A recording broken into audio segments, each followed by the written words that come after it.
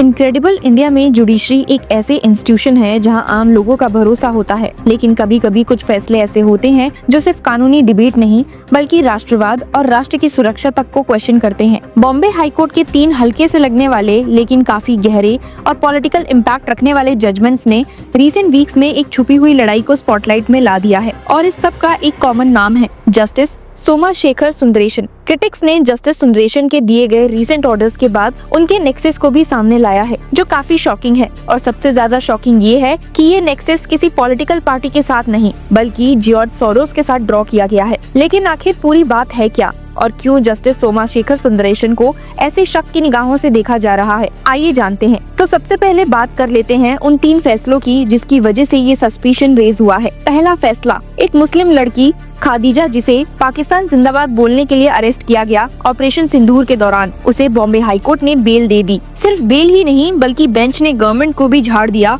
और कहा कि पाकिस्तान के सपोर्ट को सिर्फ फ्रीडम ऑफ एक्सप्रेशन के नजरिए से देखा जाना चाहिए। देश जब वॉर फुटिंग पर हो और जवान सीमा पर लड़े तब किसी का पब्लिकली दूसरे देश का समर्थन करना क्या सिर्फ एक फ्रीडम ऑफ एक्सप्रेशन है? ये डिसीजन दिया गया जस्टिस गौरी गोडसे और जस्टिस सोमाशेखर सुंदरेशन की बेंच ने पुलिस और अथॉरिटीज को डांटते हुए कह दिया था that she is no criminal और पूछा कि क्यों अथॉरिटीज ने रिफॉर्म के एफर्ट नहीं डाले बल्कि गर्ल को पनिश किया। दूसरा डिसीजन और भी शॉकिंग था। मोहम्मद सुबा, एक येमेनी रिफ्यूजी जिसका वीजा एक्सपायर हो चुका था और जो इलीगल तरीके से भारत में रह रहा था, उसे भी बेल मिल गई। कोर्ट ने वीजा वायलेशन को एक माइनर इन्फ्रैक्शन के रूप में देखा। Again a decision by justice Gauri Godse and justice Somashekar Sundaresan. और तीसरा केस जो सबसे ज्यादा हैरानी वाला है वो ये है कि मोदी सरकार ने एक टर्किश फर्म के कॉन्ट्रैक्ट को नेशनल सिक्योरिटी कंसर्न्स की वजह से टर्मिनेट किया था, मगर बॉम्बे हाईकोर्ट ने उस पर स्टे लगा दिया। इस बार सिंगल जज की बेंच थी और वो बेंच थी जस्टिस सोमाशेखर सुंदरेशन की। तो एक प्रो पाकिस्तानी नारा लगाने वाली लड़की,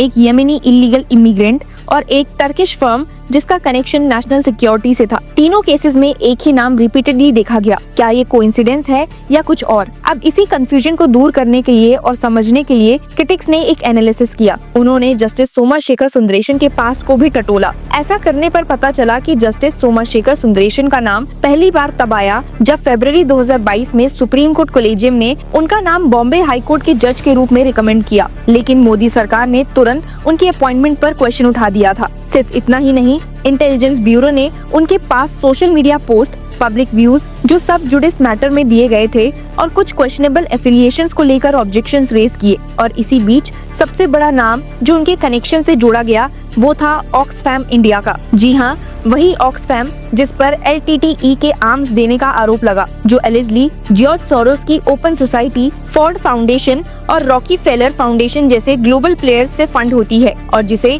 इंडियन एजेंसीज ने FCRA वायलेशंस के लिए इन्वेस्टिगेट किया था। 2022 और 2023 में ऑक्सफैम के ऑफिसेज पर CBI रेड भी हुई थी। क्रिटिक्स ने ये नेक्सस ड्रॉ किया है कि सुंदरेशन ने 2011 से 2023 तक ऑक्सफैम इंडिया के बोर्ड मेंबर के रूप में काम किया है। He was appointed as a board member of Oxfam India on December 3rd, 2011. He served in this capacity for nearly 13 years before stepping down in the late 2023. Board member एक NGO के vision और funding decisions का strategic brain होता है। इस दौरान Oxfam ने allegedly CPR यानी कि सेंटर फॉर पॉलिसी रिसर्च को इलीगल तरीके से फंड्स ट्रांसफर किए, जिसका FCRA लाइसेंस सस्पेंड कर दिया गया। CPR के हेड हैं यामिनी अय्यर, जिनके पिता है कांग्रेस के पुराने नेता मणिशंकर अय्यर। अब एक और इंटरेस्टिंग लेयर इस स्टोरी में ये है कि जस्टिस सुंदरेशन ने मोदी सरकार के डीमोनेटाइजेशन डिसीजन को भी शार्पली क्रिटिसाइज किया था और साथ ही आमिर खान के intolerance is increasing in India remark of 2015 वाले स्टेटमेंट को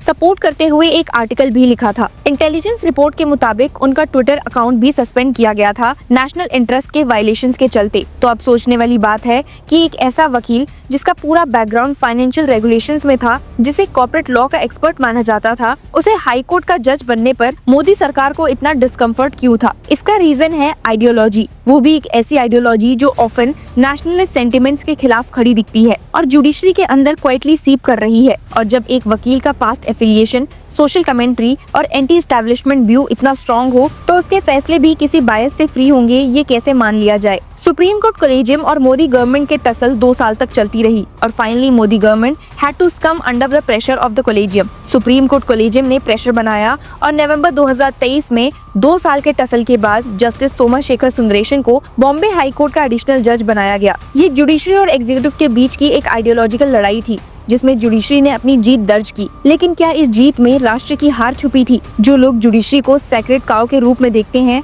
उनके लिए ये एक अनकंफर्टेबल सच हो सकता है, लेकिन जब हर डिसीजन रिपीटेडली एक ही डायरेक्शन में हो और हर कंट्रोवर्शियल बिल सिर्फ एक ही जज से आए और जब उनका पास्ट एक इकोसिस्टम से डीप रूट्स में दिखे तो सवाल उठते हैं, क्या इंडियन जुडिशरी में एक deep state ecosystem silently activate है? क्या एनजीओ नेटवर्क, फॉरेन फंडिंग और लिबरल लेफ्ट आइडियोलॉजी का इन्फ्लुएंस जुडिशियल माइंडसेट तक पहुंच गया है? और सबसे बड़ा सवाल, जब राष्ट्रीय सुरक्षा और नेशनलिज्म की बात हो तब जुडिशरी का न्यूट्रल क्लेम कब तक सच बनेगा? इस वीडियो का मकसद किसी जज की नीयत पर डाउट उठाना नहीं है, बल्कि एक विचारधारा के उस साइलेंट इन्वेजन को समझना है जिसका इम्पैक्ट देश की जुडिशियल फिलॉसफी पर दिख रहा है। एक इकोसिस्टम जहां बेल देना सिर्फ लीगल प्रिंसिपल नहीं, एक पॉलिटिकल स्टेटमेंट बन चुका है। आज के इंडिया में जज बनना सिर्फ मेरिट का सवाल नहीं, आइडियोलॉजी, एसोसिएशन और पास्ट अलाइनमेंट का भी जजमेंट होता है। जस्टिस सोमाशेखर सुंदरेशन के एग्जाम्पल ने जुडिशरी के अंदर की इस सॉफ्ट वॉर को एक्सपोज कर दिया है। अब ये हम पर है कि हम आंख बंद करके कोर्ट रूम की हर बात को फाइनल वर्ड माने या सवाल उठाएं